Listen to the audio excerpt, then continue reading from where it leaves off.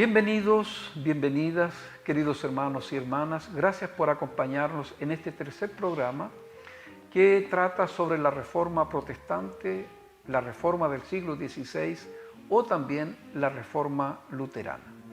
El día de hoy tenemos dos invitados que van a hablarnos sobre la Reforma Protestante, también desde una mirada del mundo o de las iglesias pentecostales. Voy a presentar a la profesora Elizabeth Salazar Sanzana. Ella es doctora y magíster en Ciencias de la Religión, con mención en el área de Teología e Historia por la Universidad Metodista de San Pablo en Brasil.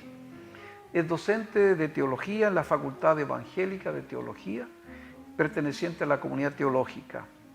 Es también docente del programa de posgrado de CEMISUD de Lee University y FIETS en Argentina.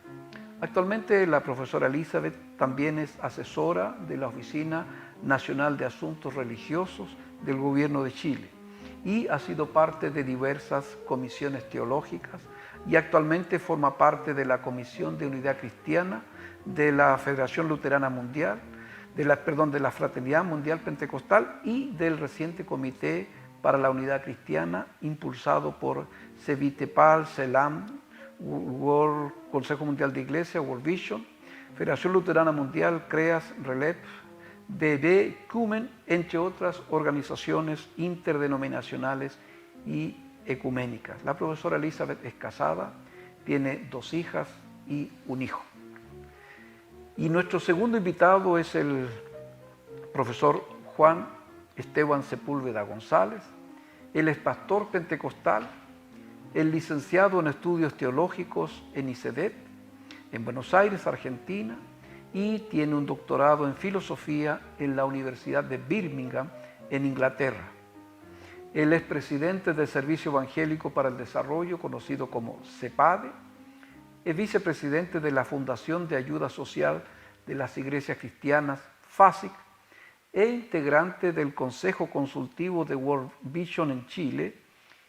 Ha sido observador pentecostal ante la quinta Conferencia General del Episcopado Latinoamericano, celebrado en Aparecida, en Brasil, el año 2007. Y entre los años 2020 y 2021 ha participado en la mesa de reimaginación del Consejo Latinoamericano de Iglesias. Enseña como docente en el programa conjunto de licenciatura en estudios teológicos, bíblicos y diálogo ecuménico de la Comunidad Teológica Evangélica de Chile y la Pontificia Universidad Católica de Valparaíso. En el Diplomado de Estudios de la Religión de la Pontificia Universidad Católica de Chile y en el Máster de Diálogo Interreligioso, Ecuménico y Cultural de la Institución Superior de Ciencias de las Religiosas de Barcelona, conocido como ISCRED. Ellos son nuestros invitados y el día de hoy, bajo la premisa de la Reforma como crisol para nuestro testimonio en el siglo XXI, vamos a hablar sobre los desafíos teológicos pastorales en Chile desde la mirada del mundo pentecostal.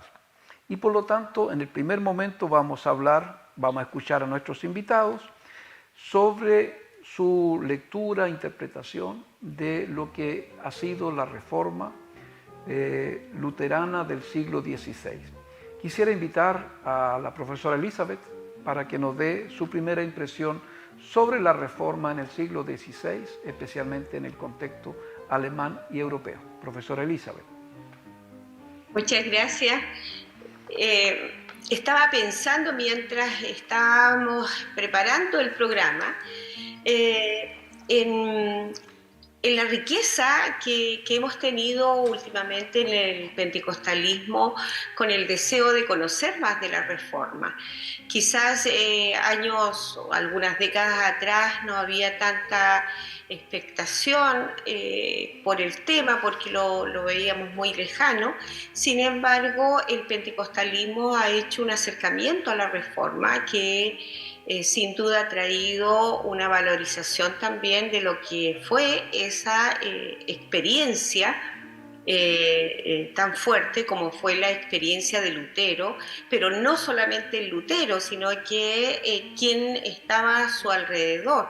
Incluso la lectura que se ha hecho a partir del arte, de la música, que se incorporó a este movimiento, la pintura, y también la cantidad de personas que se involucraron, entre ellas mujeres y diversos tipos de personas que se acercaron al movimiento porque lo consideraron un movimiento que no solamente respondía a una necesidad espiritual, sino también tenía una propuesta de ser comunidad.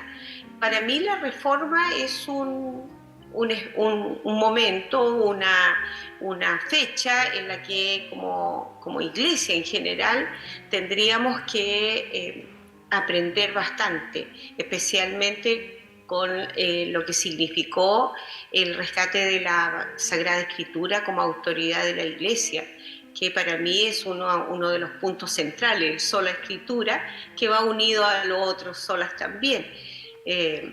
Pero para mí es muy significante el hecho de que iglesias criollas nuestras, como Pentecostal de Chile, Metodista Pentecostal y otras, incluso la Evangélica Pentecostal, tengan como énfasis en este mes la Reforma Protestante. Entonces eso nos dice mucho.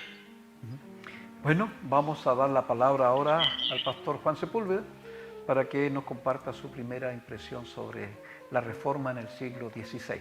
Juan. Bueno, saludo a todas y todos los que siguen el programa. Yo quisiera destacar básicamente dos aspectos de la Reforma que tienen, digamos, yo diría, importancia para el mundo pentecostal, el mundo evangélico en general, pero en particular para el mundo pentecostal, que uno ya lo enunció la autora Elizabeth, que es, digamos, el énfasis en la sola escritura como medio de salvación, pero que se liga, digamos, no solo una afirmación que se hace teológicamente, sino que se liga al trabajo que hizo Lutero de traducción de la Biblia al idioma alemán, en este caso el idioma que hablaban todos. No es el primero que haya traducido la Biblia, pero lo que se preocupó es que la Biblia esté al alcance de la gente común y corriente de habla alemana. Y con eso inició un proceso de traducción. Recordemos que antes la Biblia estaba en acceso en el mundo católico solo en latín y básicamente solo al clero, pero la Biblia al acceso de todos implicó un cambio muy grande en la manera de ser iglesia, en la manera de vivir la fe. Y quiero ligar a eso otra dimensión, digamos, que no se menciona mucho como uno de los pilares de la Reforma, pero que es un aspecto bastante importante para nosotros, que es lo que se resume como el sacerdocio universal de todos los creyentes, de todos los integrantes de la Iglesia. En la medida que el pueblo cristiano, los hombres y mujeres que son parte de la Iglesia, tuvieron acceso directo a la Escritura, también se transformaron en protagonistas más directos de la transmisión del Evangelio, de la educación cristiana, en la medida que todos fueron reconocidos en cierto modo como sacerdotes o como pastores y pastoras. Entonces yo quisiera señalar esos dos puntos principalmente. Bueno, muchas gracias a Elizabeth y a Juan por su primera intervención.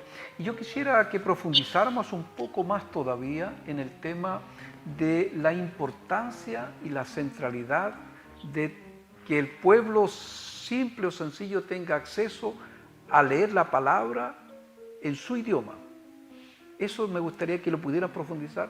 Y también la importancia de tener este principio del sacerdocio universal de los cristianos en una sociedad en la cual se habían acostumbrado a una institucionalidad que tiene un clero, llamémoslo, profesional. Y ahora estos dos principios que empiezan a vivirse en Alemania y que de allí se van a extender a otras regiones del mundo. Así que si tú pudieras, profesora Elizabeth, profundizar sobre estos dos conceptos, sería la oportunidad de hacerlo. Gracias. Realmente es una de las cosas que que yo creo que fue una herencia para todo el movimiento cristiano, porque también se sintieron impulsada la contrarreforma de mirar la escritura como autoridad. La escritura en la lengua del pueblo no significó que todo el mundo pudiese llegar a ella y leerla, porque la mayoría no lo sabía hacer. Pero la posibilidad, el alcance, lo que decía el profesor Juan, el alcance, el que tuviesen un llamado a que cualquier persona podía leer la escritura, yo creo que fue lo que llevó a que realmente la Biblia se recuperara como palabra de Dios. Y es muy significativo el hecho de que el movimiento de santidad todos se conocieran como aquellos del libro, como la religión del libro, porque en realidad el movimiento pentecostal es un movimiento de Biblia. Es decir, mi papá aprendió a leer en la Biblia, y yo lo repito no como una cosa así que me pudiese a lo mejor avergonzar, es todo lo contrario. Para mí es súper fuerte eso, porque muchas de las personas de los movimientos evangélicos populares, y en este caso el pentecostalismo nuestro, se confronta con la Biblia y se da cuenta que el Espíritu Santo los autoriza a leerla. Y eso crea todo un ambiente que finalmente es un pedagógico, porque la metodología de estudio de la Biblia y la comprensión de la Biblia en el mundo pentecostal era a partir de estos dos elementos que bien fueron puntualizados, y que es el acceso a la Biblia en el idioma que se entendía, en este caso el español, aquí en Chile, y el hecho de que todos y todas estaban convocados a leerla.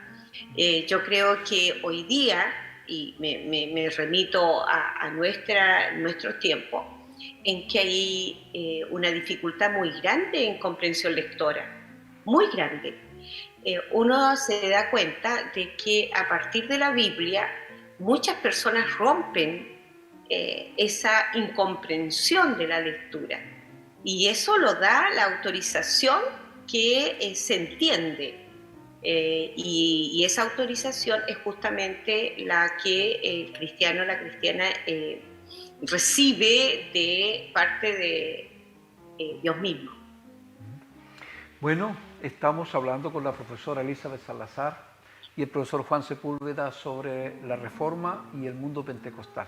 Entonces, Juan, también sobre la importancia de que podamos leer la Biblia, primero en Alemania, con los alemanes en su idioma, pero también ya vamos haciendo los puentes con Chile, así que te pido que tú puedas también compartirnos sobre esa experiencia. Es bien interesante porque esto nos recuerda el proceso de traducción de la Biblia. O sea, la Biblia, todos sabemos, no fue escrita en español. Tenemos el Antiguo Testamento en hebreo, el Nuevo Testamento en griego. Y bueno, la difusión de la Escritura a nivel mundial a través del cristianismo en Occidente, a través del cristianismo católico, fue básicamente a través del latín, el idioma del Imperio Romano. Y por mucho tiempo solo la Biblia podía ser leía en latín, y lo que abre la Reforma es el proceso de traducción a los idiomas locales, y eso es todo un proceso de trabajo en el cual las sociedades bíblicas han tenido un papel histórico para permitir el acceso a muchos idiomas. Pero eso nos recuerda, o sea, yo estoy pensando en algo que pasaba en muchas de nuestras iglesias pentecostales cuando yo era niño, por ejemplo. Es que mucha gente pensaba, por ejemplo, que la Reina Valera de 1909, que era la traducción que se usaba en ese tiempo, era la Biblia verdadera, ¿no? Después apareció la revisión de 1960 y algunos se escandalizaban porque, bueno, vinieron a revisar el texto, ¿cómo es esto? Entonces, bueno, el tema de comprender el proceso de traducción nos lleva a decir que, bueno, Dios Padre se encarnó mediante Jesús, hablándonos a nosotros, los seres humanos, en el idioma en que podemos escuchar.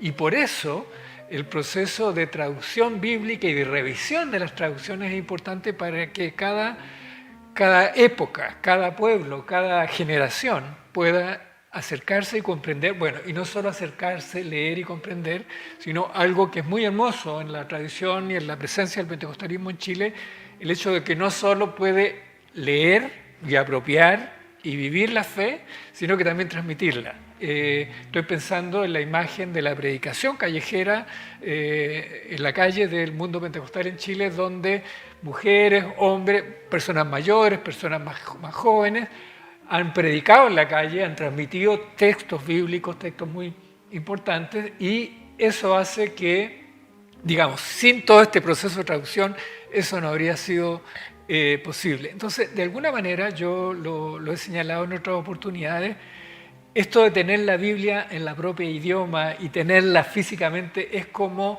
tener a Dios vivo en medio nuestro. Es Dios que se hace presente en medio de nuestras vidas. Bueno, hemos dedicado una parte del programa a conversar sobre la importancia, la centralidad de la Biblia, de la sola Escritura, y cómo esto se refleja, ¿no es cierto?, en el acceso que los hermanos y las hermanas de todo cristiano, todo creyente, de tener la palabra de Dios en sus manos. Me gustaría que pudieran profundizar sobre el tema de decir esto en el siglo XVI, ¿no? Solo Jesús. ¿Qué importancia tiene que eso se afirme desde la fe o de la Reforma protestante? ¿Cómo lo vemos nosotros hoy día? ¿Qué significa afirmar solo Jesús? Entonces, le devuelvo la palabra a la profesora Elizabeth para que nos dé su impresión sobre este principio. Yo creo que, no es indiferente para nosotras que la presencia de estos solas en la Reforma, solo Cristo, solo gracia, es justamente recuperar este solo Cristo.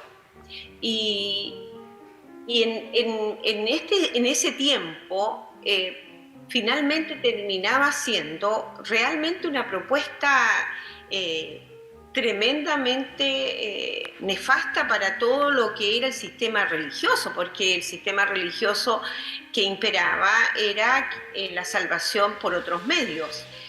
También justamente por la obra de Cristo, pero había toda una lectura teológica que tendríamos que tener mucho tiempo para explicarla. Sin embargo, la centralidad que vuelve a tener este solo por la gracia de Cristo, por Cristo, con Cristo, va a significar que desde ahí en adelante, lo que bien nos colocaba el profesor Juan, no solamente la obra salvífica, la justificación por la fe, era basada en la obra de Cristo y de solo Cristo, sino que también mi relación personal y la forma en que yo expresaba mi fe a los demás. Es decir, la iglesia pasa a ser una comunidad de apoyo, pero no el medio. Y a mí me llama mucho la atención una de las cosas de esto de lo solo, que tiene que ver con cómo la pintura en la época de Lutero toma la centralidad la figura de Cristo. Ya se ve en las pinturas la centralidad de Cristo, pero también en la himnología. Es decir, la sangre de Cristo tiene poder, solamente por Cristo, y esto va a marcar toda la obra protestante.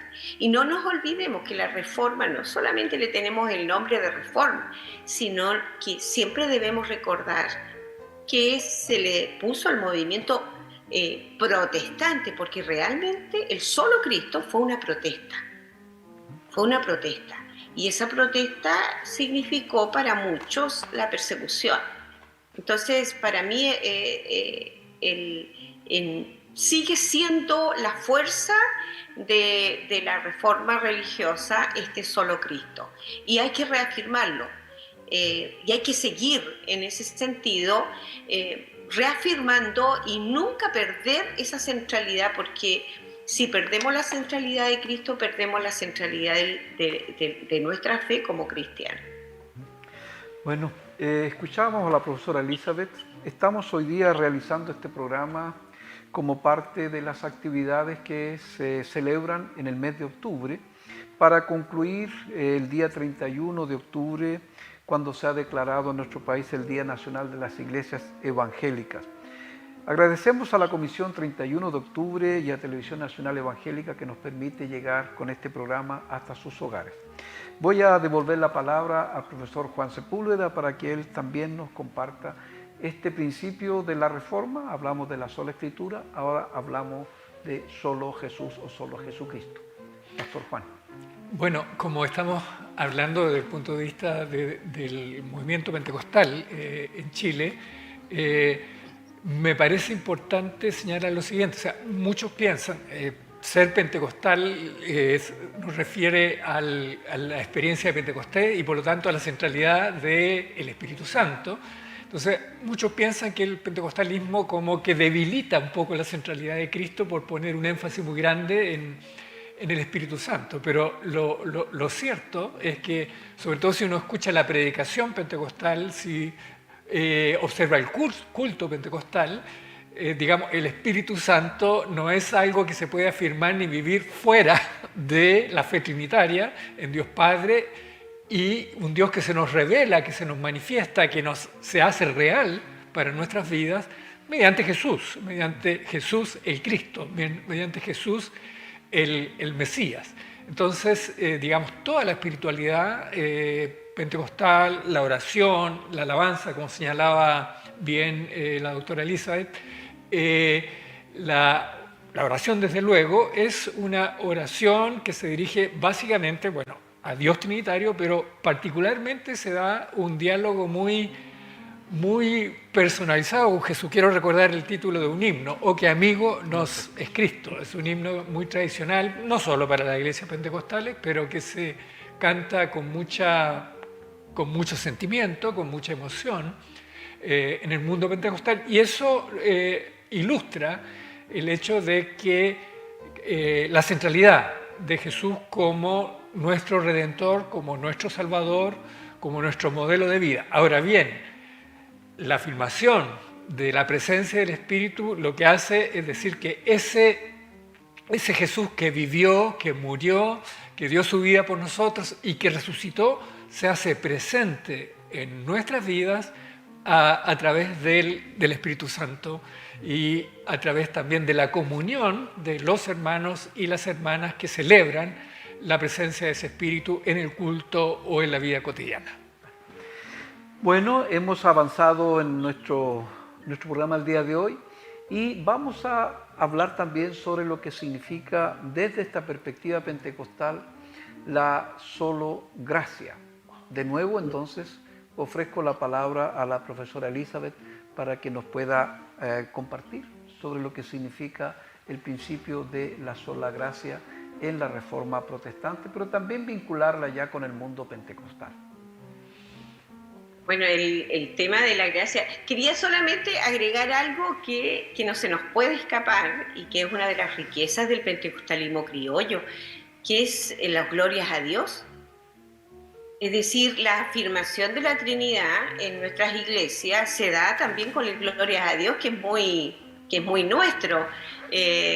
A veces uno va fuera de Chile y la gente dice, ¿cómo es que dicen en las iglesias de Chile? Y yo me he encontrado con hermanos luteranos que los luteranos de Europa le dicen, ¿cómo es que dicen? Y ya el glorias a Dios pasó a ser marca registrada de Chile y no de los pentecostales específicamente. Quisiera hablar de la gracia. Es un tema para mí tremendamente importante porque el tema de la gracia es un tema que quizás no apreciamos en toda su dimensión Quizás teológicamente lo tenemos, vuelvo a decir, en los himnos, en los sermones que generalmente se repiten en la iglesia, que es el llamado a la salvación por gracia, la gracia que nos envuelve, cómo predicamos, como decía el profesor Juan también, cómo predicamos la gracia. Pero yo creo que la gracia hoy día está siendo un tema que debemos puntualizar bastante, porque la gracia nos llama, como decía un teólogo conocido, nos llama a un compromiso. No es una gracia que no lleve a la persona a tomar una postura de cambio. Yo estaba pensando que una de las cosas muy bonitas que se repite en el mundo pentecostal es la posibilidad de que la persona tenga este mensaje de salvación aún en situaciones de extrema lejanía de Dios. Y eso nos ha llevado a las cárceles, a los hospitales, a los centros de atención psiquiátrica, porque tenemos esa línea que nos acompaña de evangelización y que tiene que ver que así como Dios llegó a nuestras vidas por gracia, de gracia lo entregamos y no hay excepción de persona. Yo creo que es un tema de toda la iglesia evangélica, no es algo propio solo de las iglesias pentecostales, pero me da la impresión de que el énfasis que le damos al entregar de gracia, ya sea el pan, el agua, la bendición, el compartir, pero también el mensaje de salvación, tiene que ver con esto, de que lo reconocemos que es por gracia y se entrega por gracia. Es decir, el predicar a los pobres no es una opción a los pobres, como en algún momento lo hablamos, sino que como pobre yo entrego a otro que también es pobre. Recibo de gracia y entrego de gracia. Hay mucho que decir al respecto de eso, por lo que hoy día está pasando, en el que hay un evangelio más bien de venta, de indulgencias de alguna manera, que se piensa que por obra las personas reciben la bendición de Dios. Y en el pentecostalismo, por lo menos lo que acompañó en sus primeras décadas, se dio con mucha fuerza esto, de que recibimos el don de Dios por pura gracia y solo su gracia nos basta.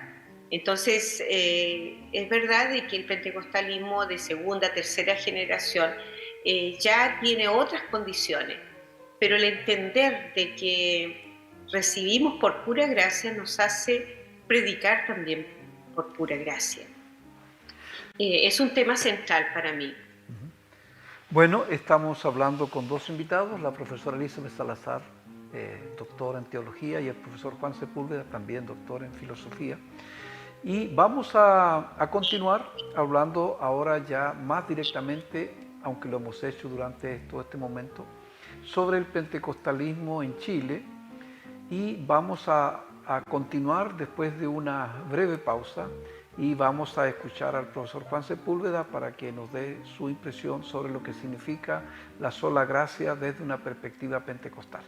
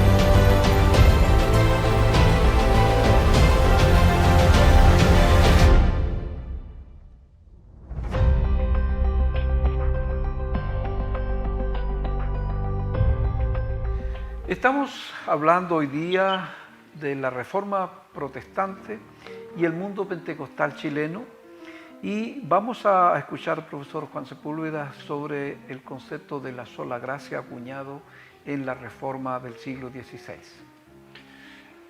Cuando abordamos el tema de la gratuidad de la salvación, el hecho de que somos salvos no por méritos, no por obras, sino porque es un regalo de Dios, mucha gente se pregunta si esto es algo que el mundo pentecostal tiene claro, porque a la vez, digamos, dentro de la tradición pentecostal es muy importante lo que nosotros llamamos el cambio de vida, y que dentro de la tradición de la que somos parte, la tradición wesleyana, se llama la santidad, el hecho de que, bueno, si bien somos salvos por gracia, a la vez, digamos, la vida cristiana implica un proceso de transformación. Entonces, la sensación que muchas veces queda en la predicación, o no tanto en la predicación como en las prácticas dentro de nuestras iglesias pentecostales, es como que la gracia opera en el momento de ser salvo, en que recibimos a Cristo como nuestro Salvador, pero que una vez que somos parte de la vida de la iglesia, somos cristianos, como que todo ahora dependiera de nosotros. O sea, tenemos que tener un cambio que tenemos que sostener como si fuera de nuestra propia voluntad o de nuestra propia capacidad. Entonces, lo que quiero enfatizar en este contexto es que en realidad la santidad también es un fruto de la gracia. También, es decir, si fuera por nuestras capacidades, digamos, sería muy difícil. Los procesos de transformación, bueno, hay muchos testimonios de transformaciones de vida en el contexto de nuestras iglesias, pero esa transformación también es un fruto de la gracia. Y como decía la doctora Elizabeth, incluso cuando nosotros pensamos muchas veces pensamos nuestra obligación de predicar el Evangelio a otro o nuestra preocupación de ayudar al otro, siempre tenemos que pensar no tanto en términos de obligación, sino como lo dijo ella, en dar de gracia lo que de gracia hemos recibido. La misión de compartir nuestra fe no es tanto porque es una obligación hacerlo, sino porque, digamos, estamos tan agradecidos del cambio que Dios ha hecho en nuestras vidas, de que Dios nos acepta como somos, que queremos compartir esa buena noticia. Evangelio significa buena noticia, ¿no es cierto?, con los demás. Entonces yo creo que para el mundo pentecostal es importante reflexionar sobre el significado de esto de la justificación por la fe, porque nos ayuda a recordar una y otra vez que en realidad nuestra vida cristiana, nuestra vida eventualmente distinta, no depende de que somos muy capaces, de que somos santos por nosotros mismos, sino que dependemos de la gracia y de la misericordia de Dios, que nos permite ser nuevas criaturas y por lo tanto de esa manera compartir esa fe, compartir esa vida con alegría con los demás. Estamos hablando sobre la Reforma Protestante y el movimiento pentecostal chileno. Quisiera proponer a nuestros invitados que pudiéramos hoy, en este contexto del programa, hablar sobre el surgimiento del movimiento pentecostal chileno. Lo vamos a hacer en términos generales, no a partir de las denominaciones, aun cuando necesariamente en el análisis aparecen las tendencias que se viven en el inicio del pentecostalismo. Pero junto con hablar sobre el surgimiento del movimiento pentecostal en Chile, también vamos a ir marcando las características que le acompañan desde sus inicios. Por ejemplo, el estudio de las Escrituras, el ejercicio del sacerdocio universal de los cristianos, la tarea misionera, las manifestaciones espirituales o carismáticas, el conjunto de personas que se unen al trabajo misionero. Entonces, estamos hablando ahora más directamente del movimiento pentecostal chileno. Recordarles que este es un programa que obedece a la celebración de las iglesias evangélicas en Chile y que cuenta con el apoyo de la Comisión 31 de octubre y la viabilización a través de la señal de Televisión Nacional Evangélica. Y me han pedido que modere estos programas, como dice el nombre abajo. Yo soy el profesor y pastor Daniel Godoy, actualmente rector de la Comunidad Teológica Evangélica de Chile, y en ese espíritu también quisiera enviar un saludo a todos los colegas docentes de teología de los distintos seminarios que participan de la labor de educación teológica en nuestro país. Profesor Juan, quedó pendiente entonces que hablemos del surgimiento del movimiento pentecostal chileno, y le voy a devolver la palabra para que usted pueda hacer la primera aproximación a ese proceso. La particularidad del pentecostalismo en nuestro país, en Chile, es que fue en gran medida, o sea, aunque simultáneo al surgimiento del pentecostalismo en los Estados Unidos o en India o en otras partes del mundo, fue un movimiento bastante local, bastante autóctono, y básicamente tiene mucho que ver con su origen en la misión de la Iglesia Metodista en nuestro país. El metodismo en Chile llegó como un experimento misionero bien interesante de lo que se llamaba misión autosostenida, es decir, de iglesias que se sostuvieran financieramente, ojalá desde muy temprano. Ese fue un modelo misionero que promovió William Taylor, un misionero metodista norteamericano, y que era parte de lo que dentro de la tradición metodista norteamericana se conoce como el movimiento de santidad, es decir, que enfatizó mucho justamente estos temas que estábamos hablando, de que la gracia nos libera gratuitamente, pero nos coloca en un camino de santidad o de perfección cristiana. Ahora, en nuestro país, a comienzos del siglo XX, ya había una presencia significativa de la Iglesia Metodista básicamente en sectores de clase media, y en 1902 se hace cargo de la Iglesia Metodista en Valparaíso el pastor Willis Hoover, y al hacerse cargo de esa iglesia, el pastor Willis Hoover se encontró con una comunidad metodista bastante inquieta espiritualmente, bastante deseosa de, como lo dijeron algunos hermanos de la comunidad, de ser como era la iglesia en los tiempos de los Hechos de los Apóstoles. Esa es la pregunta que surgió en la congregación de Valparaíso, la congregación metodista de Valparaíso, cuando estudiaban el libro de los Hechos. ¿Qué podemos hacer para ser como una iglesia como la iglesia primitiva? Y entonces empezaron en una intensa campaña de oración, de vigilias, a partir de la cual se produjo lo que conocemos como el avivamiento pentecostal en Chile, que se caracteriza, como introdujo el rector Daniel Godoy, con el reconocimiento de que la presencia de Dios se puede manifestar también en nuestras vidas a través de distintas carismas o manifestaciones espirituales.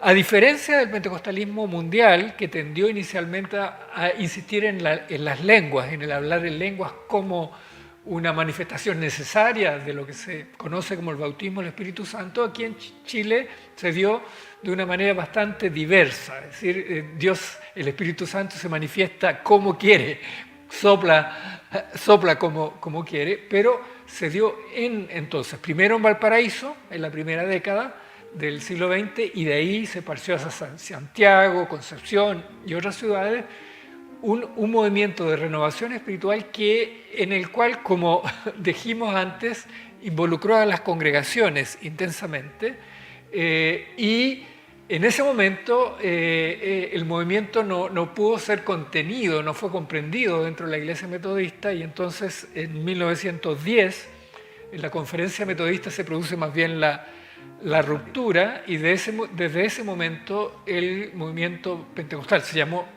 primeramente Iglesia Metodista Pentecostal, de ahí surgieron distintas ramas posteriormente, empezó entonces pero vinculando con lo de Taylor, que dije antes, el movimiento pentecostal en Chile se transformó en la primera iglesia evangélica que se autogobierna, digamos, tiene un gobierno local, que se autofinancia, es decir, no depende de dineros de agencias misioneras extranjeras, y se autopropaga, es decir, que es su propio motor de expansión y de predicación. Entonces, dejo ahí para que la doctora Elizabeth añada su perspectiva. Profesora Elizabeth, le ofrecemos la palabra. Bueno, yo creo que ha hecho en pocos minutos, un buen resumen de lo que significa. Yo colocaría algunos elementos fundamentales para mí que son la riqueza del pentecostalismo en Chile. Uno, que no surge de un estallido único, sino que esto fue de alguna manera un proceso de la comunidad que el pastor Huber acompaña, porque él se encuentra, como dice Juan, con una comunidad inquieta. Lo otro, que era una comunidad no de hombres solamente, sino que eran mujeres y hombres, es decir, las primeras misioneras tuvieron que salir contra cultura, es decir, solitas en el tren y solteras, pidiendo quizás permiso a sus padres o a lo mejor no pidiéndole, pero las primeras 17, 18 años, es decir, un movimiento de hombres y mujeres, un movimiento de personas que sí sabían leer algunas, pero en su mayoría eran pobladores, trabajadores, en fin, campesinos y de niños y niñas. Porque en realidad las personas que continuaron el pentecostalismo fueron aquellos niños y niñas que acompañaron a sus padres llegando a la iglesia en los años 15, 16. Y entonces son elementos fundamentales, es decir, esto que hablábamos de sacerdocio universal.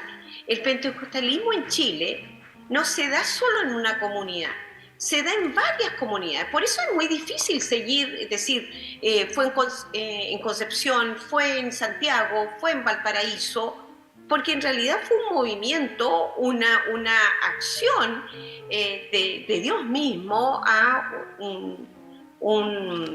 una necesidad espiritual. Ahora, una de las cosas que a mí me gusta mucho del pentecostalismo como movimiento que nace es que tiene sus especificidades, que decíamos de las glorias de Dios, de la himnología, pero la integración de nuevos instrumentos, es decir, la guitarra, la mandolina, el banjo, es decir, son instrumentos que hoy día popularmente quizás no los vemos, pero en ese tiempo eran instrumentos populares, el acordeón. Entonces, cuando hablamos de especificidad en el pentecostalismo, tenemos que recordar esto que alguna teóloga habló del discipulado de iguales. Es decir, el hecho que hoy día no tengamos tantas pastoras, tantas misioneras, o que cuando hablamos de teólogos, encontremos más hombres que mujeres, tiene que ver un poquito con la pérdida de la especificidad pentecostal de los primeros décadas o años. Porque si escarbamos, nos damos cuenta que las Dorcas toman una posición dentro del pentecostalismo que es fundamental. Y eso nos dice mucho de lo que fue la riqueza del pentecostalismo en Chile. Miren, yo diría que una de las cosas que uno tiene como pentecostal, en el caso mío, de recordar esas reuniones espirituales, de danza, de de lenguas, etcétera, era que el que no danzaba y no hablaba en lengua era tan hermano, tan espiritual como aquel que lo hacía. Es decir, el canto, el gozo corpóreo era parte de la fiesta, pero no era toda la fiesta. ¿Cuál era la fiesta? Es que todos y todas éramos invitados. Y eso yo creo que es una de las cosas que tenemos de conexión entre el pentecostalismo y la reforma protestante. Yo creo que tenemos muchos elementos que pasan por eso, por un estallido espiritual, pero un estallido de dignificación del ser humano. Y no estoy siendo idealista, sino que simplemente rescatando lo que uno ve en las historias de vida. Yo creo que por ahí, más que pastores fundadores, yo diría congregaciones, comunidades fundadoras y fundadores, gestadores de lo que fue la Iglesia en Chile. Bueno, el tema del movimiento pentecostal en Chile es un tema que nos apasiona a muchos y a muchas.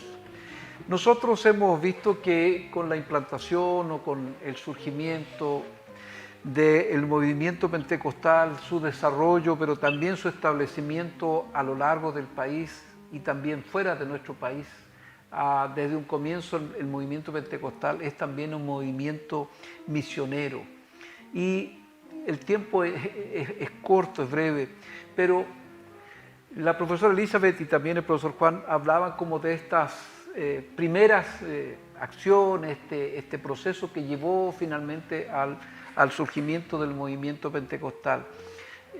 Ni el tema de la reforma lo hemos conversado y ahora Elizabeth lo ha colocado, pero me gustaría en el tiempo que nos queda, no es mucho el tiempo, pero que pudiéramos destacar brevemente algunos hitos de quienes participan de la misión en el mundo pentecostal.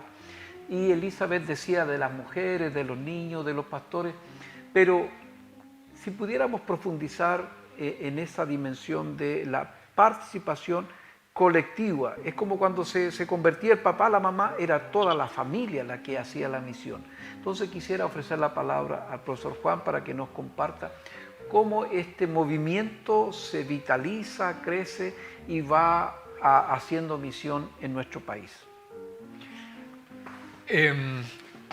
Una de las cosas que el pentecostalismo chileno recibió y renovó del metodismo es lo que en la tradición metodista se llamaba el modelo de las clases. Es decir, existe una congregación, una iglesia, pero esa iglesia, digamos, la congregación se dividía para efectos de la oración, del estudio de la Biblia, de la difusión de la fe en clases, ¿no? Que eran grupos de más o menos de 12 personas a cargo de un hermano o una hermana laica. Y ese modelo, digamos, que recibió del metodismo, el metodismo pentecostal o el pentecostalismo chileno, se encarnó mucho en la tradición nuestra, y es que desde una iglesia matriz, ¿no? Van surgiendo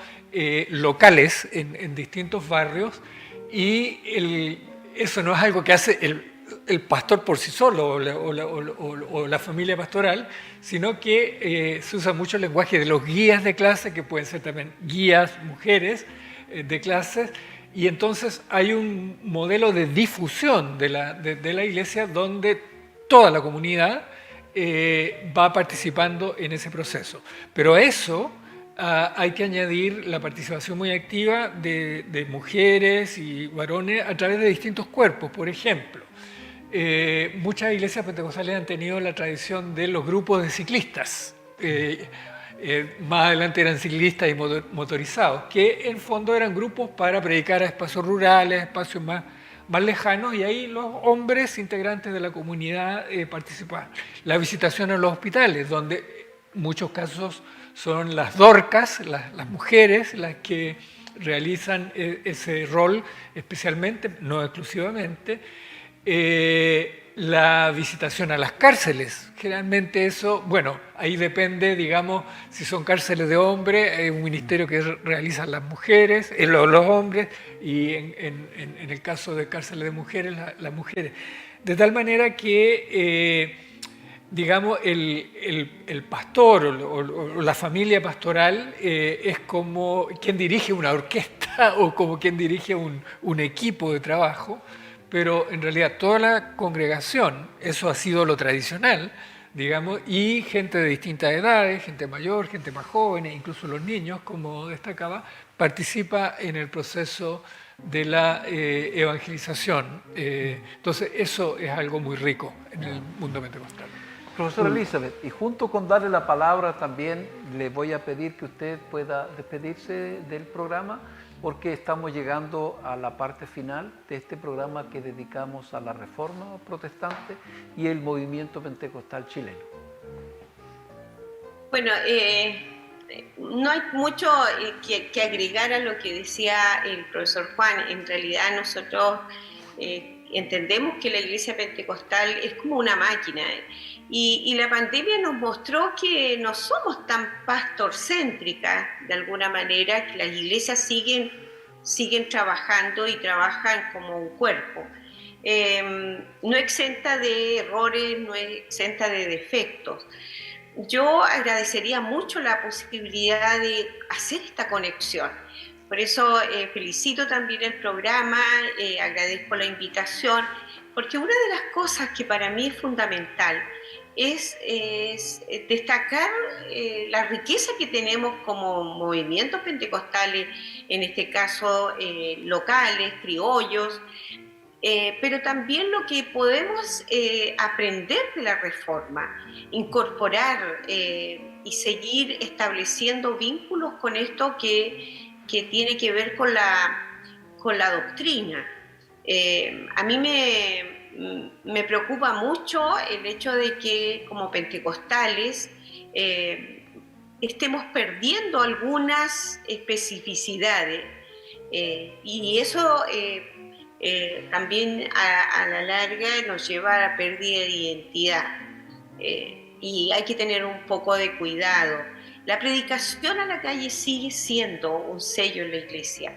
El culto empieza en la calle, allí en el punto. Esto de que las iglesias pueden ser muy grandes, pero están divididas todas en clases o en locales de avanzada, en fin. Y otra de las cosas que yo rescato es el autosustento. Nuestras iglesias no necesitan que nos regalen, porque nuestros templos todos han sido parte de un esfuerzo enorme de las iglesias locales y cada una. Y no es que eso sea un orgullo, pero sí tenemos que sentirnos dignificados y que cumplimos un sueño de iglesias de autosustento, y eso nos permite seguir a pesar de todas las dificultades que podamos tener. Yo quedaría por aquí agradeciendo, felicitando e invitando también a leer la historia, a leer lo que se ha escrito y fundamentalmente recuperar aquellos puntos que son tan lindos del pentecostalismo, como el sacerdocio universal de los creyentes que se dio en el discipulado de iguales, hombres y mujeres en la misión. Gracias, profesora Elizabeth. Juan, también la palabra para cerrar su participación. Bueno, yo me sumo a la invitación de, a ver, cuando uno estudia la Biblia, el Nuevo Testamento, y uno ve la palabra iglesia, ¿no? Habla de la iglesia de Cristo en singular, digamos, no hay iglesias en el Nuevo Testamento, no hay denominaciones en el Nuevo Testamento. Sí hay iglesias locales. Sí. Y el apóstol Pablo ocupa una expresión muy bonita que dice la iglesia de Dios que está en Corinto, por ejemplo. Y en ese sentido yo creo que una invitación importante es que el mundo pentecostal perdamos una cierta tendencia al exclusivismo, pensar que sabemos todo, que somos la iglesia perfecta, porque tenemos una oportunidad muy grande de enriquecernos mediante el diálogo con otras iglesias. Y ese desafío, esa oportunidad quisiera compartirla y agradecer también la invitación. Eso. Bueno, estimados y estimadas, queridos hermanos y hermanas, estamos hablando de la celebración de las iglesias evangélicas durante el mes de octubre, y la Comisión 31 de octubre ha elaborado un programa más extenso y bajo el eslogan Somos Fe con Historia. Y como hemos podido ver el día de hoy, en Chile hay un movimiento, el movimiento pentecostal, que tiene una larga historia, tiene más de 100 años de presencia en nuestro país, y hemos escuchado de nuestros invitados varias de las particularidades, de las características y también de los desafíos que significa ser iglesia o movimiento pentecostal en Chile. Gracias por su compañía, gracias por estar con nosotros el día de hoy, y esperamos, como dijimos, que el Señor bendiga sus vidas y sus ministerios. Muchas gracias, bendiciones.